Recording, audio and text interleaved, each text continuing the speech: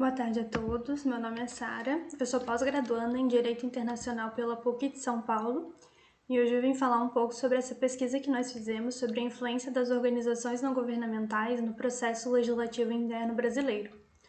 No caso desse artigo, nós nos concentramos no projeto de lei número 2633 de 2020, que ficou conhecido como PL da Grilagem.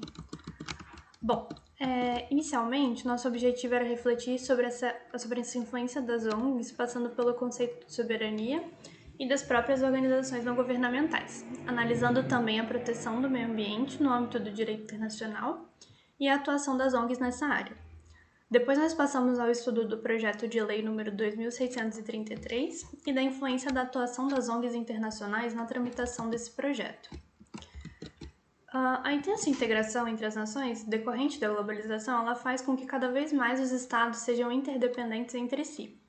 Mas os atores de direito internacional eles não são apenas os estados, são também as companhias transnacionais, os movimentos de libertação nacional, organizações intergovernamentais internacionais e organizações não governamentais, as famosas ONGs. Esses atores eles têm certa influência cada vez maior em questões de direito internacional, de forma direta ou indireta. Essas relações elas podem se dar na forma de relações transnacionais, ou seja, por meio de empresas transnacionais ou organizações não governamentais.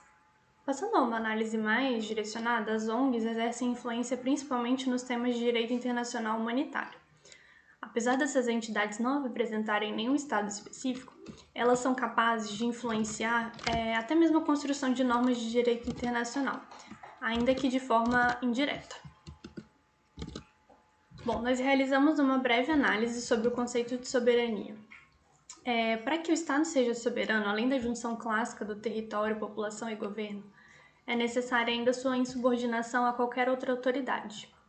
A noção de soberania ela é dividida em interna e externa, sendo a externa a competência conferida aos Estados pelo direito internacional, e manifesta na liberdade do Estado em suas relações com os demais membros da comunidade internacional. Quanto ao estudo das organizações não governamentais, elas são constituídas por membros não estatais, ou seja, membros da sociedade civil. Elas representam o dinamismo crescente das relações internacionais, que exigem do direito internacional respostas inovadoras aos problemas humanitários contemporâneos. A principal diferença desses agentes em face dos Estados é a facilidade e agilidade das ações, já que eles são organismos pouco burocráticos e direcionados a um propósito específico. Nós entendemos importante também fazer uma análise quanto ao princípio da não intervenção, que se verifica quando da ingerência de um Estado nas relações do outro, visando o atendimento dos interesses daquele primeiro. No entanto, entende-se que a intervenção se verifica na relação entre dois Estados, que afastaria a hipótese de que a atuação das ONGs em assuntos internos de Estado fosse classificada como uma intervenção. O mais adequado nós acreditamos que seria classificar essa ingerência como uma ingerência ecológica, que é uma forma de intervenção aplicada quando o risco de dano ao meio ambiente adquire o caráter de um desastre de grande extensão geográfica. Assim, ele se manifesta ante a proteção do meio ambiente, que é a questão de interesse de toda a humanidade. Bom, a proteção ao meio ambiente ela é prevista no âmbito interno no artigo 225 da Constituição. Esse direito é um direito humano de terceira geração, já que ele reflete uma busca pelo desenvolvimento sustentável da humanidade como um todo. Em 1934, foi promulgado no Brasil o primeiro Código Florestal, que visava principalmente evitar os efeitos advindos da alta do preço da lenha decorrente da forte expansão da cafeicultura, fazendo com que florestas ficassem cada vez mais distantes dos centros urbanos. No artigo 23, esse código proibia que os proprietários de terras cobertas por matas pudessem derrubar mais de 3/4 da vegetação existente. Apesar de se preocupar com o fornecimento de lenha e carvão para a população, essa lei ela já demonstrava o início de uma proteção ambiental e ela criou no seu artigo 4º a figura das florestas protetoras, que mais tarde dariam origem às áreas de preservação permanente.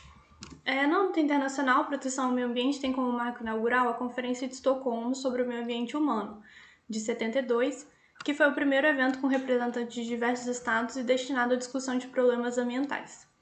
Em 92 foi realizada no Rio de Janeiro a Conferência das Nações Unidas sobre o Meio Ambiente e Desenvolvimento, conhecida como Rio 92.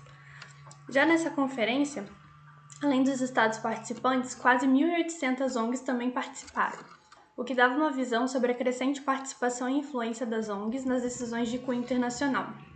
Hoje em dia, a atuação das ONGs como a WWF ou a Greenpeace, eles contribuem para a expansão da proteção do meio ambiente no direito internacional. Agora nós passamos à análise do projeto de lei número 2633. O processo de ocupação das terras pertencentes à União tem origem no período colonial, com a repartição das terras em capitanias hereditárias que deram origem às primeiras legalizações de domínio no Brasil. Muitas das terras públicas são hoje ocupadas por particulares na Amazônia Legal. O projeto de lei 2633, de autoria do deputado José Silva Soares, estabelece novos critérios para a regularização fundiária de imóveis da União, incluindo assentamentos. Essas novas regras, elas prevêem a possibilidade de regularização desses imóveis com dispensa de vistoria prévia pelo INCRA, sendo possível ser realizada através de sensoriamento remoto. Os ambientalistas, eles se opuseram ao texto do projeto de lei sob o argumento de que a alteração legislativa facilitaria a grilagem e afirmaram que ele constitui meio para a regularização de terras ocupadas de forma criminosa, especialmente áreas de proteção legal da floresta amazônica e de território indígena.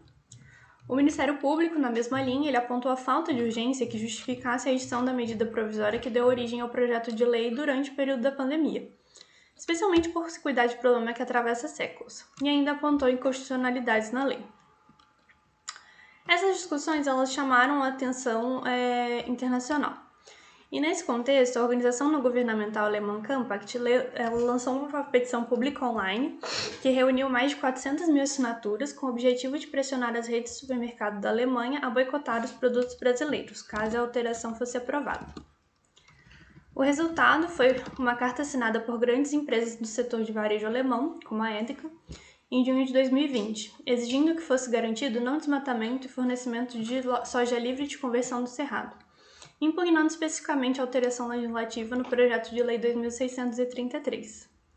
Em maio de 2020, algumas redes de supermercado do Reino Unido já haviam ameaçado boicotar produtos brasileiros se o Congresso Nacional aprovasse aquele projeto de lei.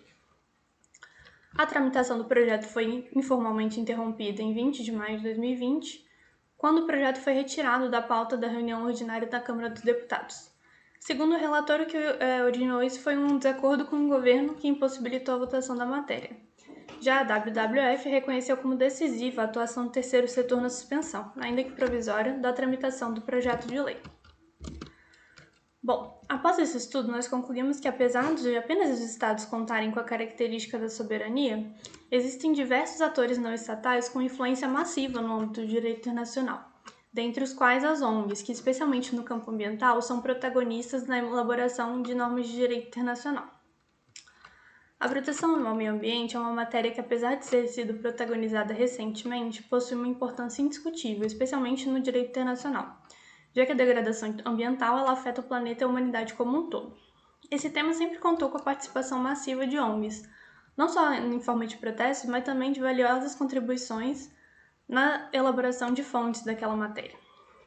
No âmbito interno, nós realizamos a análise da tramitação do projeto de lei número 2633, que prevê alterações na legislação da regularização fundiária. O que se observou foi a influência das ONGs internacionais sobre as empresas estrangeiras que, em consequência, transferiram essas pressões para o Estado brasileiro, sob a forma de ameaça de boicotes econômicos. Assim, nós concluímos que as ONGs, mesmo de forma indireta, possuem protagonismo suficiente para influenciar no processo legislativo interno, sem, no entanto, existir reconhecimento do direito internacional acerca de sua submissão também ao princípio da não intervenção, ocupando cada vez mais o papel de protagonismo no âmbito internacional.